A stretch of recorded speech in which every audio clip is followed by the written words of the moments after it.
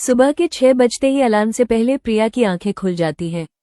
रसोई में कुकर की सीटी, बच्चों का स्कूल बैग, पति के ऑफिस का टिफिन और सास ससुर की दवाइयाँ, सब कुछ प्रिया की उंगलियों के इशारे पर चलता है। घर के बाकी सदस्य अक्सर मजाक में कहते, प्रिया के बिना तो इस घर में पत्ता भी नहीं हिलता, और प्रिया इस तारीफ को अपनी जीत समझकर थकने के बावजूद मुस्कुरा देती। एक रविवार की सुबह, जब पूरा घर छुट्टी मना रहा था, प्रिया किचन में पसीने से तरबतर नाश्ता बना रही थी। तभी ड्राइंग रूम से आवाज आई, प्रिया जरा चाय देना। फिर बच्चों की आवाज आई, मम्मी मेरी नीली वाली टी शर्ट नहीं मिल रही। प्रिया ने हाथ में करछी पकड़े हुए गहरी सांस ली। उसे अचानक महसूस हुआ कि वो इस घर की महारानी नहीं, बल्कि एक ऐसी मशीन बन गई है जिसे सब सिर्फ इस्तेमाल करना जानते हैं। तभी उसके पति समीर किचन में आए और बोले, अरे तुम अभी तक यहीं हो?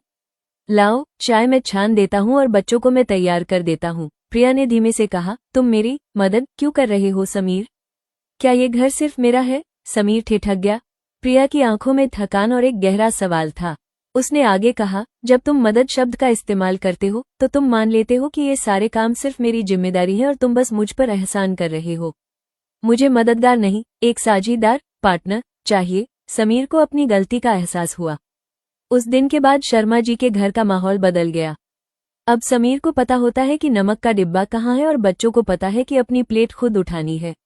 भारतीय घरों में अक्सर महिलाओं को सुपरवुमन का टैग देकर सारा बोझ उनके कंधों पर डाल दिया जाता है। असली सुधार तब आएगा जब हम हेल्पिंग करने के बजाय शेयरिंग करना सीखेंगे। घर किसी एक इंसान की जिम्मेदारी नहीं, बल्कि पूरे परिवार का सामूहिक प्रयास है। जब काम बढ़ता है तभी प्यार बढ़ता है।